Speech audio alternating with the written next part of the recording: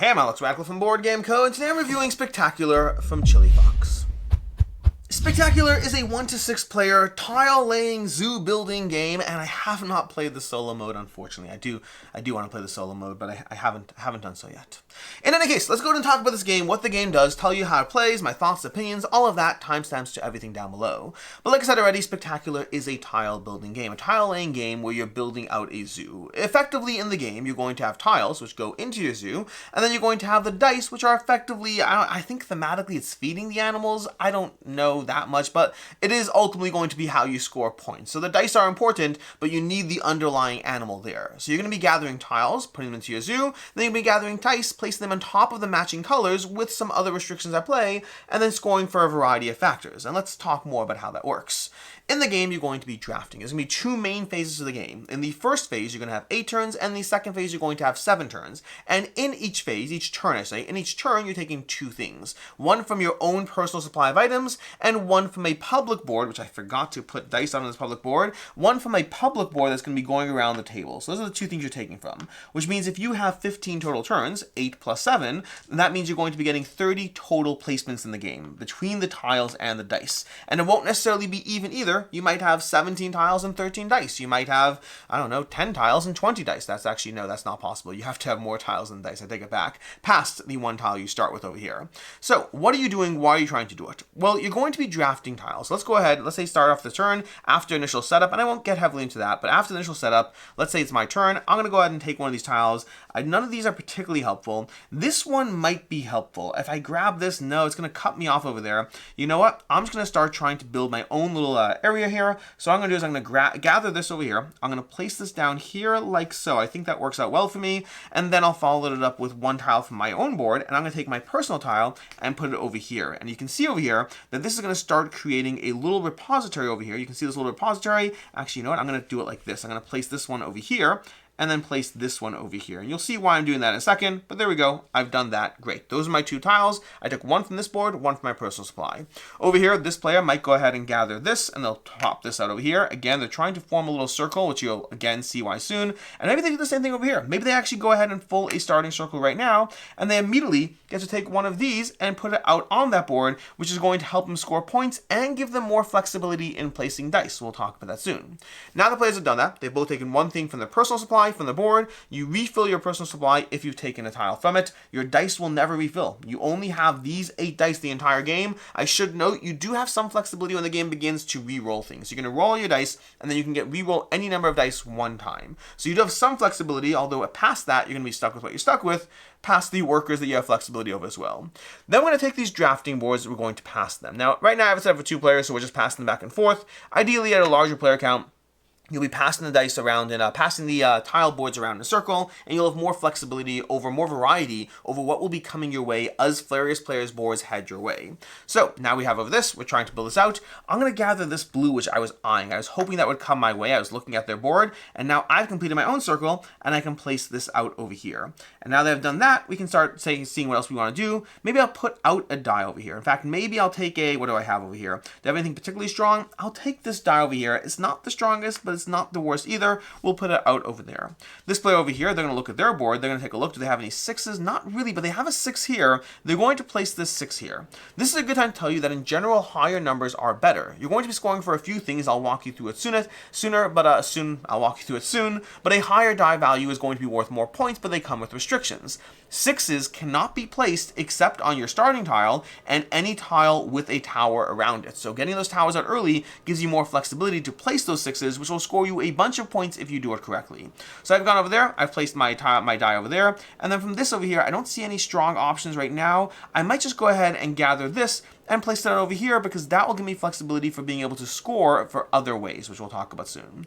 Then you're going to pass these back and forth, and you continue that process. Now, I'm not going to go back and forth with this whole thing. The general idea: you take 1 thing from your personal supply, 1 thing from the public supply, pass the public supply. You'll notice the public supply starts with 8 things, 4 tiles and 4 dice. Once the public supply is cleared, then you're going to go ahead and enter the mid-game scoring, at which point you'll refill the public supply, ideally with more dice too. At a lower player count game, you're going to refill the center areas with even more dice. You have more die flexibility, and then go around until you've removed the remaining 7 items from your personal supply and 7 items from the public supply. So again, the first round has 8 turns until the public public draft tile is cleared, and the second round has 7 turns until your personal supply is cleared. But in all cases, you're always taking 1 from both when you take an action. Now, let's talk through some more restrictions, some more things, the way scoring works. Scoring is going to be a big part of the game. What are you trying to do as you place these tiles? How do you score points? You're going to score points for a few different ways, and in which case, actually, the scoring pad is a great way to walk you through this over here. The scoring part, let's go ahead and take that score sheet off over here. The scoring pad is going to walk you through how you score. The first thing you're going to have is the mid-game scoring. After the first 8 turns, you're going to go look at your entrance tile and any dice that chain to the entrance tile. So right now, this would not connect, unfortunately, but this is only 1 tile. But once the whole round is done, you're going to look at all dice that chain to your entrance tile and score those pips and mark them down.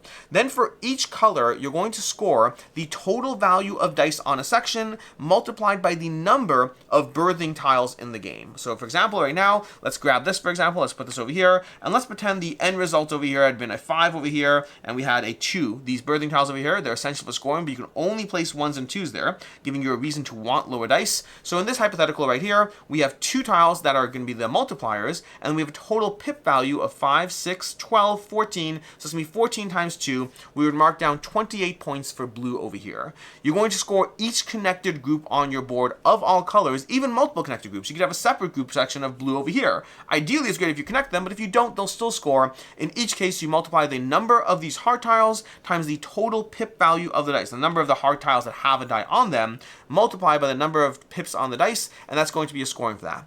You're also going to score for the values of all the dice around the towers. This 6 over here is going to be helpful because it's multiplied over here, but it's also multiplied by the tower, so getting a bunch of high value dice around towers can score you a lot of points. Then you're going to score for your animal variety.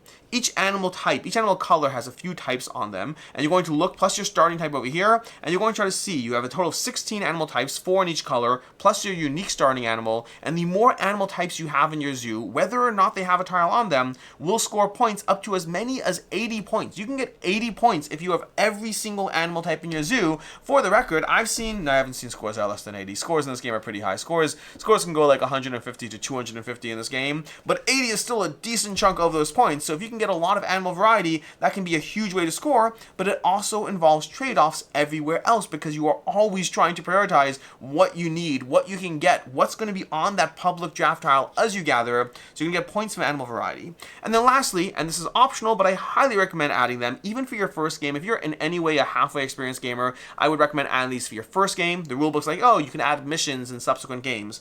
Add them right away if you know what you're doing. If you're introducing this game to gateway gamers, by all means, or if you are a gateway gamer, then leave them for subsequent missions. But these missions over here are going to be 3 tiles that you randomly get assigned that give you various missions to go for and more ways to score points. So for example, I get 10 points if I have 4 of those heart tiles touching each other. I get 14 points if I have at least 5 2s in my zoo, and I get 18 points if all 4 dice colors add up to at least 12 in the game. And you're going to have a variety of these. You're going to divvy them out, and that gives you variety to the experience. The last thing to really cover is the fact that you have these worker tiles, 1 for each color and 1 wild one. You can use those to move the pips of a die, and you can move a 6, you can move a 1 to you can move a 6 to a 1 or a 1 to a 6 as well, and that'll give you a lot of flexibility over finding dice to be able to put in the right areas, either making them eligible for these heart tiles or possibly getting those 6s so you can get those extra multipliers in the game. That's basically how you play Spectacular. It is a dice drafting system where your tile and dice drafting system where you're simultaneously gathering tiles as you gather dice, trying to find the right combination of them to place them down into your zoo, trying to find the right way to maximize the use of those 6s to get those towers in place, to get those adjacencies, and fulfill your scoring objectives in order to score as many points as possible in the game.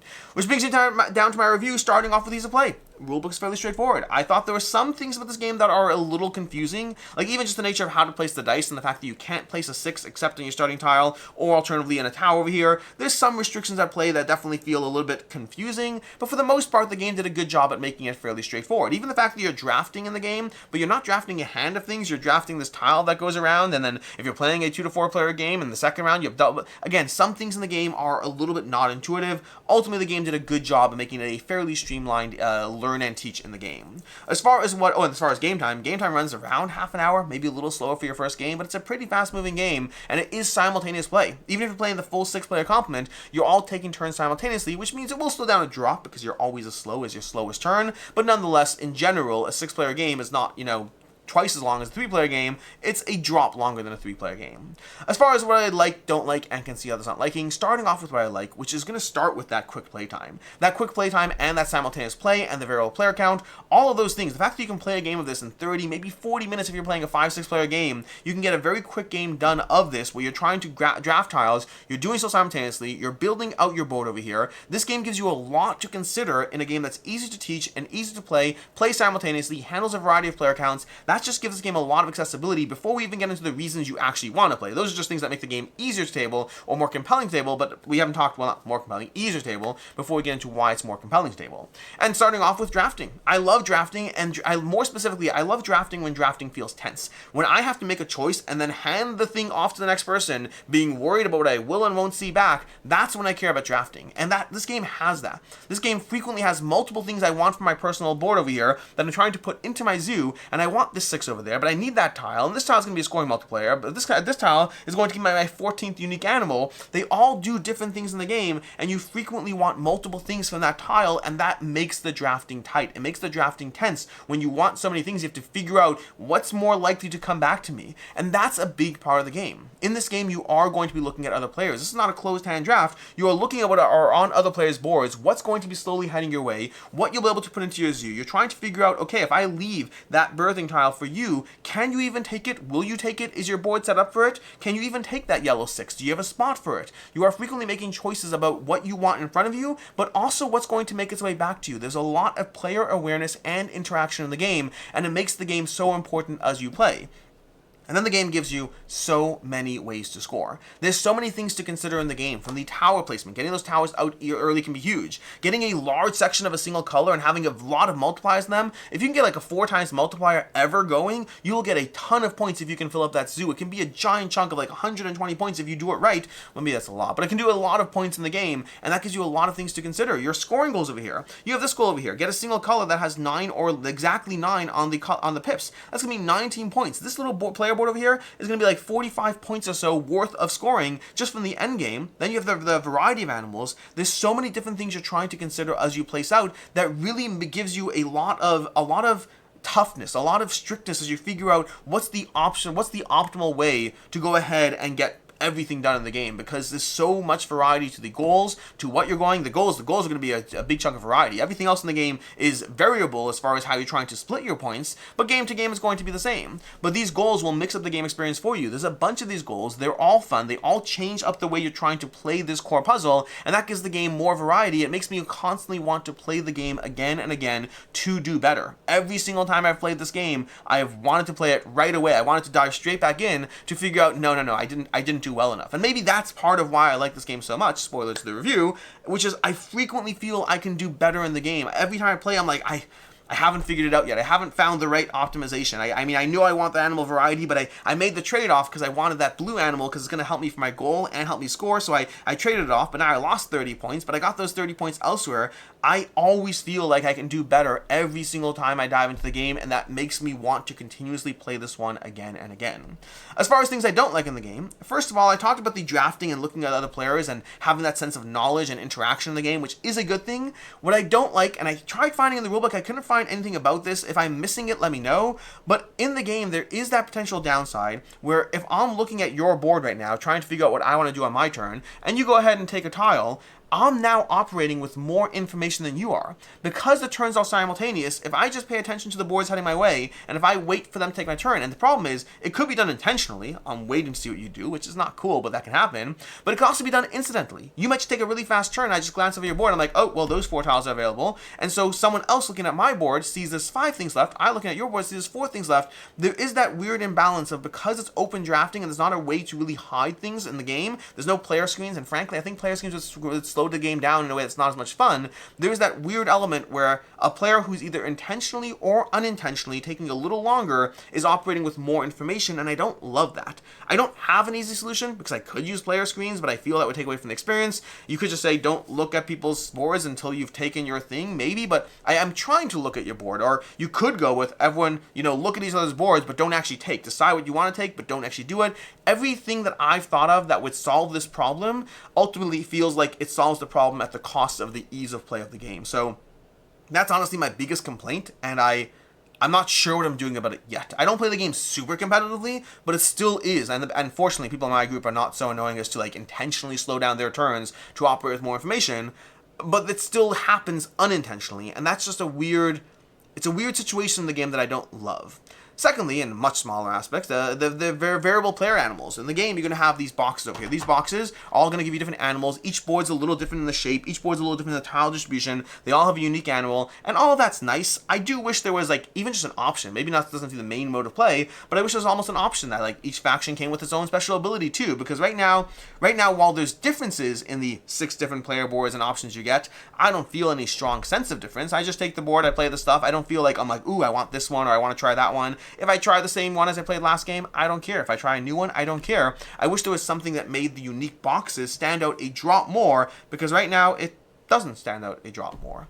As far as what I can see others not liking the game, first of all, counting your score can be a little tedious, especially counting the unique animals. I highly recommend going color by color. That'll make it a lot easier to track and not repeat count your animals, but nonetheless, the scoring itself is a little tedious. The rules can be a bit counterintuitive. There's some things going on in this game that you may not be as used to, so there's a little bit of a speed bump, as it were, when you're learning the game. And then lastly, you can absolutely get stuck with tiles or dice that just aren't helpful. There are times where you'll have dice on your personal board. If you have like 2 6s in gray right now and you just don't end up drawing the right, you don't end up building towers around gray, you don't start with the gray thing, there's often not a lot you can do, and you have these workers which will give you some flexibility, but you could get stuck with tiles on your personal board, you could get stuck with tiles that you're drafting. If you're not paying enough attention to what's coming your way, you might draft a board that has only 2 dice left, and you don't have any open spots in your park for those dice, so you have to pay attention, and if you're not paying attention, you can for sure get stuck with things. Even if you are paying attention, sometimes you can get stuck with a dead turn where there's nothing you can do, and those are just not feel-good moments. As far as final thoughts on Spectacular, I love this game. Like, I love this game. And I'm always worried about this. I'm always hesitant. Whenever I think this is my 3rd 5 out of 5 that I'm giving this year, if I'm not mistaken. But Spectacular is absolutely a 5 out of 5 for me. And I needed multiple plays to lock that in. I played it once and I was like, this is somewhere between a 4 and a 5. I don't know where exactly. And as I played it more and more, it continuously became a game that, despite multiple plays, I want to play this again. I want to continue to dive into it. I am very enamored with this game. It gives me, to me, it feels vaguely reminiscent of, oh my gosh, of Acropolis. Last year, I played a game called Acropolis from Hachette, I believe. Acropolis, which was an excellent game that gave me lots of scoring things going on, and that was another 5 out of 5 in this genre, similar to games like Cascadia, Acropolis. There's games that give you that point scoring optimization in a puzzly sense that are very accessible that I just love sometimes. Acropolis was the last one. I gave that a 5 out of 5, and it's one that over time it did shift down a bit because I did express that I was concerned about the replayability of it. Still a great game for me, but it definitely shifted down a drop. Versus Spectacular, I think this one will hold out a little longer. Again, for right now, it's a definite 5 out of 5. I like this a lot. I want to keep playing it. I think the variable goals combined with the drafting just make this a more interactive, engaging experience that will hold on to the things I love about the experience while making it so that I continuously want to dive back in. I definitely already want an expansion for the game. No question about that. You can go ahead and do something with those unique animals. There's something you can do to make it a bit more interesting, but I don't know what else there is. I am really enjoying the experience this game offers, the short playtime, the accessibility, the variable player count, and just the sheer amount of trying to optimize around what goes into your board, how it works. I like this game a lot. This is a 5 out of 5, Spectacular from Chili Fox Games. As far as other game recommendations, I mentioned them already. I'm going to go with Cascadia and Acropolis. Both of those are other games that are very much in that vein of games that I love, that give you an excellent variable experience, that give you a ton of point scoring to try to figure out how you're going to try to micromanage it all. In the case of Cascadia, you're very much building out a set of tiles, and then slowly, similar to the way you lay dice on these tiles, you're laying animal tiles onto the tile kingdom that you're building out, giving you a lot of things to consider, and a game I absolutely adore. And then Acropolis is focused just on the tiles themselves. As you build out a city going up multiple levels, the tiles are what go on top of tiles in Acropolis, and again, it gives you a lot of different ways to score, a lot of things to consider, and a lot of ways to try to get more points than your opponents. In any case, and until next time, I'm Alex Radcliffe from Board Game Co. I hope you enjoyed this video, and as always, I hope you have a good one.